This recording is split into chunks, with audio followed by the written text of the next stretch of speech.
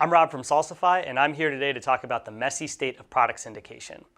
There are people out there that will tell you that if you give them one version of product content, they'll get that automatically to every single retailer you work with, thus simplifying your life. It's a really, really great sale, and they're lying to you. There is no easy button for product content.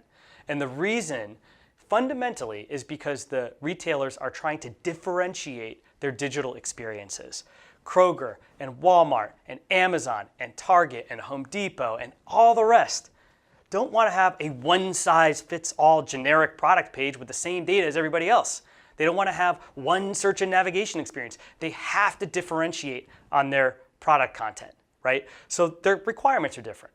Home Depot, for example, has 8,500 category attributes: the depth of the bathtub, the finish of the faucet, whether the houseplant is indoor or outdoor.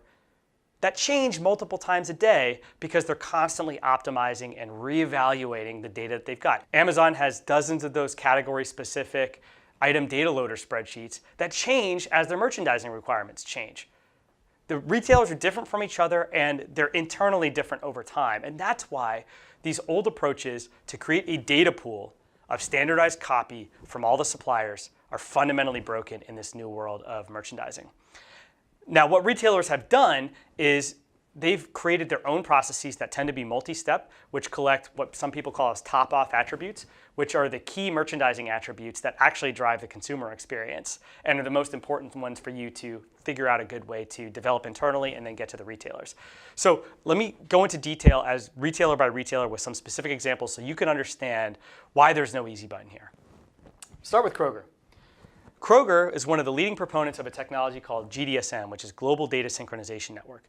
GDSN has its roots in supply chain data. Supply chain data, the barcodes, the weights, the measures, that needs to be standardized, right? All of the systems across the supply chain should agree on the same version of what's in the pallet, the case pack, the each, and so on.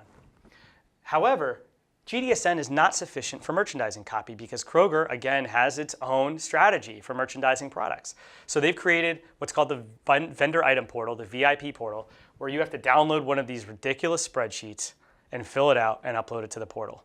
It's awful. But it's their way of collecting specific data. Now, after you do that, the digital team will then reach out to you a few weeks later and ask for even more data. So Kroger has a multi-step process that's all built around Kroger's unique strategy. It's not standardized. Similarly, Walmart is another major proponent of GDSN. And for in-store products, you would still send the supply chain data over GDSN to initiate item setup.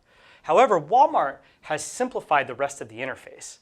Now, Walmart has something called the Supplier Center and an API, which enables you to send all the rest of your merchandising data directly to Walmart in an automated fashion. Now, again, this is non-standard content. This is content that specifically meets Walmart's requirements, but it does include things like rich media, images, descriptions, feature specs, and so on and so forth. A new player, Boxed, they're trying to bring the club model online, right? And they're a major growth channel for a lot of vendors that are in the CPG space. Boxed takes pride in shooting their own product photos and writing their own descriptions. And so they take a spreadsheet of logistics data from you, but then they make up most of the rest on their own. The thing that's frustrating about this is that their images are often out of date, of discontinued products, of old packaging, and so on and so forth. It's a big frustration for many of our customers. And the only way to solve it right now is by calling people up at Boxed and talking it through. There's no automation there. Let's talk about Amazon for a second. Now, most people who sell on Amazon have been getting letters from Item Master and GDSN and GXS and so on and so forth, depending on the category. Amazon has 350 million products on their site. They're taking product data by hook or by crook anywhere they can get it to build great product experiences, right?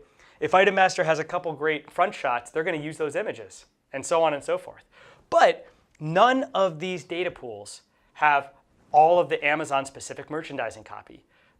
You still need to go into Vendor Central, download the item data loader, fill out the rest of the Amazon merchandising products, or you're going to be missing out on really great merchandising opportunities for Amazon, right? These are not easy buttons for Amazon. They're simply ways that Amazon uses to get additional copy, top-off copy if they can, from people that happen to have it.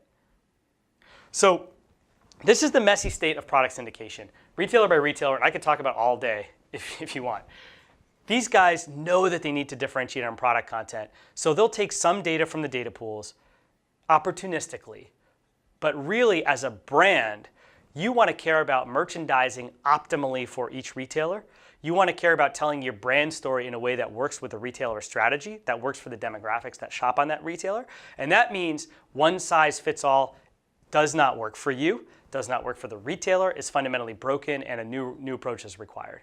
So what we've done at Salsify, and this is something I feel very passionate about, is we believe that the future is a direct merchandising model where the brand controls their messaging on a per retail basis, and that messaging is optimized for the audiences for each retailer. And the approach that we've taken is to automate, to the extent possible on a per retail basis, that process. So for a Kroger, for example, we'll generate the spreadsheets. For a Walmart, we helped co-design the API with Walmart and are one of still only 2 companies that can submit all data through the API. With Amazon, we've been generating the Amazon item data loader sheets and image files and everything for a very long time, right? They're one of the first companies that we mostly automated.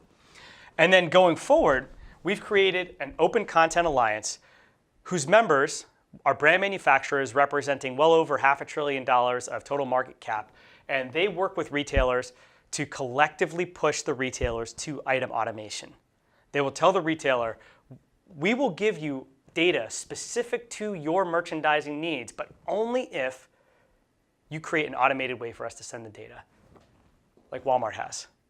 If you'd like to join the OCA, you don't have to be a Salsify customer. They're great brands that are pushing for this new future, for this ability to control your brand on the retail sites. I believe that it's the way that things should go. Send us an email at oca@salsify.com, and we'd love to have you on board.